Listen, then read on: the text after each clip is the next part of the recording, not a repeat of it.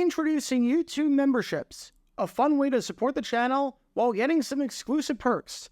Click the join button to become a member now and get benefits like badges next to your name on videos, behind-the-scenes photos, advantages during the live trivia game, discounts on merchandise, private one-on-one video chats, the ability to request future video topics, and exclusive 8 to 10 minute videos on the history of the NFL.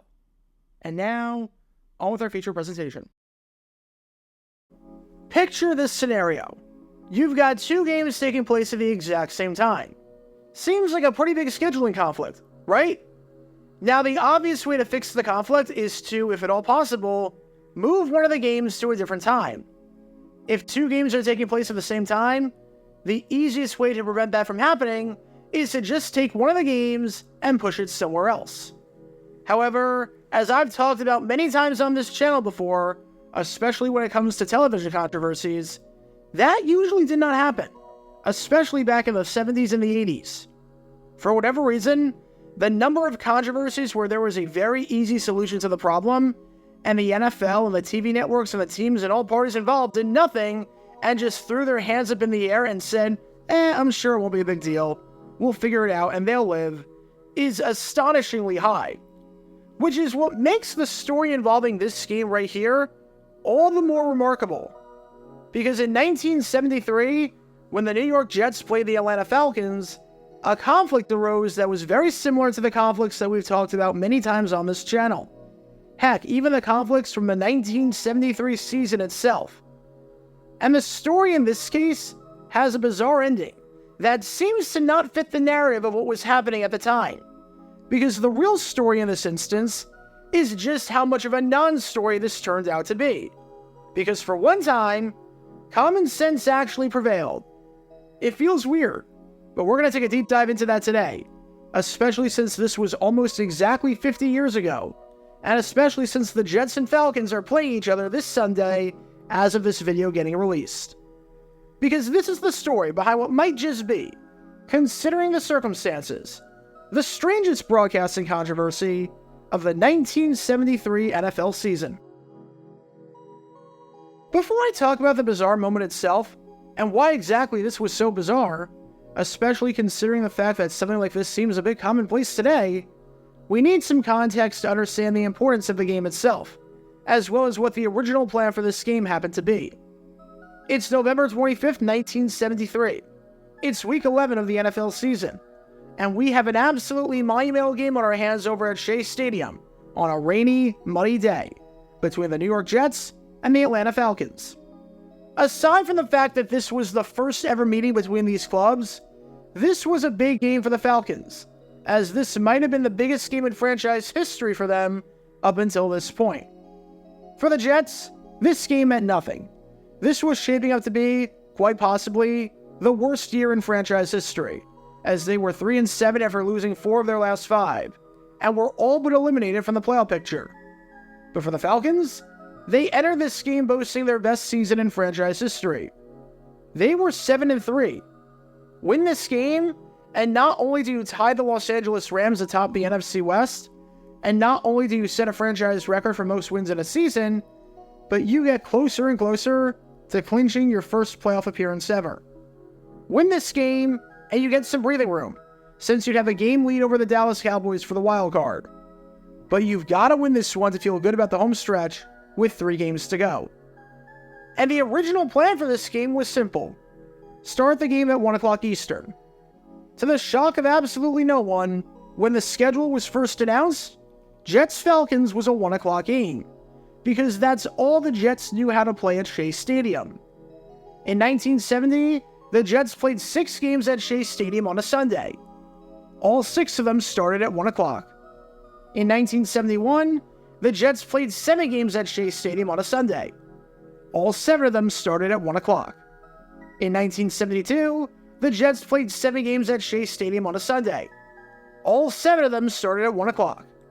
And in 1973, of the 7 games that the Jets were scheduled to play, before the Mets sort of screwed everything up by making it to the World Series, and forcing the Jets to actually play 1 less home game than road game, thereby starting the season with 6 straight games on the road, all 7 of them were supposed to start at 1 o'clock. You get the idea. The Jets playing games at 1 o'clock at home was a guarantee. Almost like the Lions playing at 12:30 Eastern on Thanksgiving, and the Cowboys playing at 4 o'clock Eastern on Thanksgiving. And it's not like every team played their games at 1 o'clock local time or 2 o'clock local time, depending on blue laws. It was extremely common, much like it is today, for games to start at different times. In 1972, the Kansas City Chiefs, for example, split their home games between 2 o'clock and 4 o'clock start times, as did the Baltimore Colts. The Pittsburgh Steelers played games in 1972 at home at both 1 o'clock and 4 o'clock, and the New Orleans Saints played games at both 1 o'clock and 2 o'clock Eastern at home. This might have just been something in the agreement with Shea Stadium and not wanting to have to use lights, since unlike other teams that shared stadiums, where the football team was on equal or higher footing, the Jets were on significantly lesser footing than the Mets, and the less money that they would have to spend on a game with things like electricity, the better. So the game that you've been watching this whole time? Yeah, it was supposed to be at 1 o'clock Eastern, just like every other game. However, at the same time that the Jets were scheduled to play, so 1 o'clock Eastern, this game was taking place over in Philadelphia. This was an NFC East battle between the Philadelphia Eagles and the New York Giants. The game itself was ultimately meaningless. The Eagles entered at 3-6-1, and the Giants entered at 2-7-1, so neither team had any chance at making the playoffs. Although for what it's worth, the Eagles won 20-16, giving the Giants yet another loss in what was shaping up to be one of the worst seasons in franchise history, which you can learn more about by clicking the card in the upper right corner. Alright, so the Jets and Giants are playing at the same time. What's the big deal? And prior to 1973, you'd be right. There's no big deal about something like that. Because prior to 1973, this would mean absolutely nothing from a television standpoint. Prior to 1973, blackout rules stated that no game in the home market would ever be shown, even if the game was sold out. This meant that the Giants-Eagles game that you're watching right now, if this was 1972, seeing as this game was in Philadelphia, even if this game at Veterans Stadium sold out, unless you were inside of Veterans Stadium, you would not be able to watch this game in Philly. You had to find a bar or a motel outside of the 75-mile radius of the city, or just listen on the radio. I've talked many times about blackout rules before, and why they were in place, and why they, to some extent, made sense at a time when gate revenue was paramount for NFL teams. But just before the start of the 1973 season, Congress basically forced the NFL's hand. After mounting pressure from Congress, especially in the wake of people in Washington, D.C. not being able to watch their hometown team play in the playoffs on television, and especially with the success of Super Bowl VII from a television ratings standpoint, when a blackout was lifted in Los Angeles on a trial run basis, the blackout policy was changed. For the first time ever, league-wide, if you were in your team's home market, you could watch every single game that your team played, home and away, without ever leaving the comfort of your home. If a game sold out 72 hours before it was being played, then by rule, the game would be shown on local television. So prior to 1973, the conflict between this Giants-Eagles game and the Falcons-Jets game that we're going to get back to would have been a complete non-issue. Even though both games were on at the same time, the Giants-Eagles game would be shown in New York since that is taking place in Philadelphia, and the Jets-Falcons game would be blacked out in New York since the Jets are playing at home. But okay, what's the big deal still? All the AFC games are on NBC, and all the NFC games are on CBS. So wouldn't this Jets-Falcons game right here just be on NBC at the same time, and there'd be no issue? Well, not quite. Because remember that the television package of games was based on the road team's conference, not the home team's, which made sense, seeing as the road team would never be blacked out in that market, while the home team always would prior to 1973. If an NFC team was on the road, then the game would be televised on CBS. Conversely, if an AFC team was on the road, then the game would be televised on NBC. And this meant that for this Jets-Falcons game, that because the Falcons were from the NFC, and the game was in New York, that the game would be picked up by CBS. And now you might see the issue, especially because cross-flexing did not exist. Because this meant that both Jets Falcons and Giants Eagles would be starting at 1 o'clock Eastern on the same network. And obviously, that's not going to work. Someone's going to get shafted, whether it's fans of the Jets or fans of the Giants. And because of that, the Jets had to do something that they've never done before, at least not in the post-merger era. Move the game back 3 hours to 4 p.m. Now you might be saying, come on, that's it? There was a scheduling conflict, and it was resolved by just moving the game back 3 hours to the later window. So CBS had the chance to televise both the Giants-Eagles game and the Jets-Falcons game, and not take anyone off in the process, besides the few fans who may have expected this to be a 1 o'clock game and planned for that, and now might be screwed because the game is a few hours later? Well, here's what you have to understand. This was 1973. Flex scheduling was not a thing. Games did not move out of their time slot. Once it was set, unless there happened to be a conflict with the stadium in question. Usually if it was a multi-purpose stadium and a team made a deep run in the playoffs to the World Series. That was not the case here. It was late November. Heck, earlier in the year, as in 3 weeks before, we saw a conflict like this before involving the games between the 49ers and Lions and the Giants and Raiders.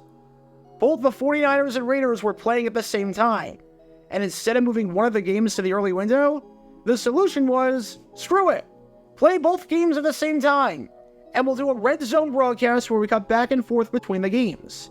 It was a disaster, and no one was happy. You can learn more about that by clicking the card in the upper right corner. And even in the 80s, we saw something like this happen with the Raiders and 49ers playing at the same time in 1981.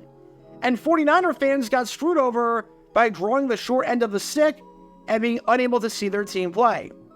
You can learn more about that by clicking the card in the upper right corner.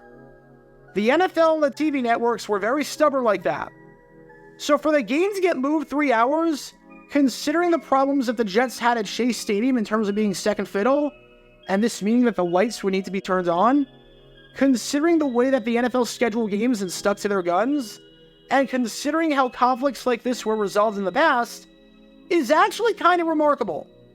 It's rare in stories like this that common sense prevails, but it actually did here. And football fans in New York, especially Jet fans who wanted to watch their team play and watch Joe Namath return, were better off for it. As for what happened in the game between these two teams behind me right here, the Atlanta Falcons, to the surprise of very few people, ended up winning the game, taking it by a final score of 28-20, although it was very close, as the Jets were only down by 1 point going into the fourth quarter. Still, when the Jets are turning the ball over 6 times in the game, it's not surprising that the Falcons ended up on top. This little fella right here actually threw 3 interceptions in that game. Now, if you were a New York sports fan, this was a rough Sunday for you, as both the Giants and Jets lost to continue their terrible seasons. But at the very least, you were able to watch both of those games, which is not the way stories on this channel usually go. Almost 50 years ago to the day, as of the time that this video is being released, this bizarre controversy happened that ended up being a complete non-story because common sense, for once, actually prevailed. 2 teams were playing at the same time, so one team moved their game. Again, today, teams change their start times constantly, and with flex scheduling and cross-flexing of games between networks, something like this is never going to happen again or be an issue again. But in 1973, what could have been an absolute disaster ended up not being anything at all, because the NFL and the Jets did something that they didn't ever do for some reason. I think situations like this one make it all the more bizarre and frustrating when you see similar stories from the 70s where the parties just throw their hands up and say, well, there's nothing we can do about this scheduling conflict. One of you is getting screwed. Because clearly, as evidenced here, it didn't have to be this way. Because on this November day in 1973, the number 4 didn't just represent the number of wins that the Jets would finish the season with. It would also be the rare start time for their game against the Falcons. Get your official Jaguar Gear 9 merchandise by going to jj9shop.com, and be sure to like and subscribe, as it really helps the channel out a lot. Join me every Wednesday night where we'll play NFL Trivia for cash prizes at 9 p.m. Eastern over on Twitch. To learn more about the history of college football, subscribe to Jaguar Gator 8. To learn more about the history of Major League Baseball, subscribe to Jaguar Gator 7. Also, special thanks to all of our Patreon supporters for helping out the channel. Your support is greatly appreciated. See how you can become a patron and request future video topics in the description below.